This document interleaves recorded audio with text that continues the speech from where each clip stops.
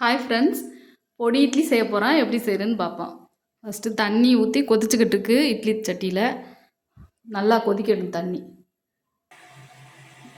Mini idli தட்டு எடுத்துருக்கேன். அதில் எண்ணெய் தடவிட்டு இட்லி ஊற்றிக்குவோம்.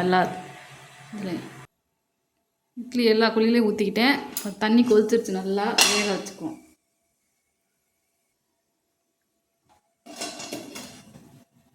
வேகட்டும்.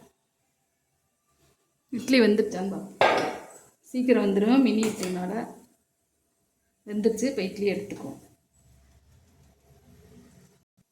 ஆறினவுடனே தட்டிலேருந்து எடுத்து வச்சுக்கிட்டேன். இப்போ இட்லி ரெடி பண்ணிக்குவோம். பொடி இட்லி. ஒரு பேன் சுட வச்சுருக்கேன். சூடாகிக்கிட்டு இருக்கு. நான் நல்லெண்ணெய் சேர்த்துக்கிறேன்.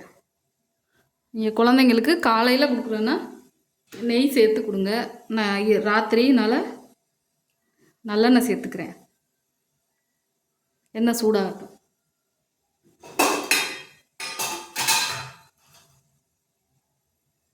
உளுந்து சேர்த்துக்கிறேன்.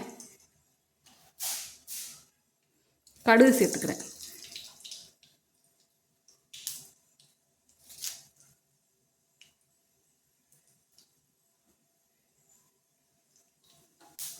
லோ ஃப்ளேமில் வச்சுக்கிட்டு கடுகு நல்லா வெடிச்சிருச்சு. இப்போ கருவேப்பிலை சேர்த்துக்கிறேன்.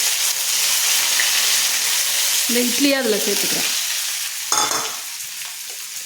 இட்லி பொடி இருக்குது, அதை சேர்த்துக்கிறேன். வீட்டிலே ரெடி பண்ண இட்லி. வீட்டில் ரெடி பண்ணால் நல்லா ஹெல்த்தியாக இருக்கும். நம்ம கருவேப்பிலையெல்லாம் சேர்த்து செய்கிறோம். இதை அப்படியே கிண்டி விட்டுலாம். ரொம்ப ஈஸி, டக்குன்னு செஞ்சிடலாம். ஒரு நிமிஷம் கிண்டி விட்டுட்டு அடுப்பு ஆஃப் பண்ணிடுவோம். பொடி இட்லி ரெடி ஆயிடுச்சு. குழந்தைங்களுக்கு லஞ்ச் பாக்ஸில் வச்சு விடலாம். சட்னி வைக்க முடியலன்னா டக்குன்னு செஞ்சிடலாம். அதை டேஸ்ட்டும் சூப்பராக இருக்கும். காலையில் செஞ்சு வச்சு விட்டால் லஞ்ச் பாக்ஸில் நல்லா ஊறி டேஸ்ட்டு சூப்பராக இருக்கும்.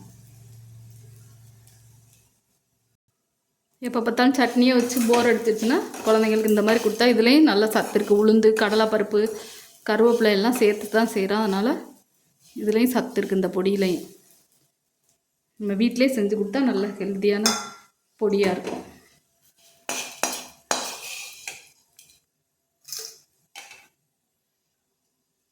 பொடி இட்லி ரெடி ஆயிடுச்சு. டக்குன்னு 10 நிமிஷத்தில் செஞ்சிடலாம். இதே மாதிரி நீங்கள் செஞ்சு பாருங்கள். இந்த வீடியோ பிடிச்சா லைக் பண்ணுங்கள், ஷேர் பண்ணுங்கள், சப்ஸ்கிரைப் பண்ணுங்கள்.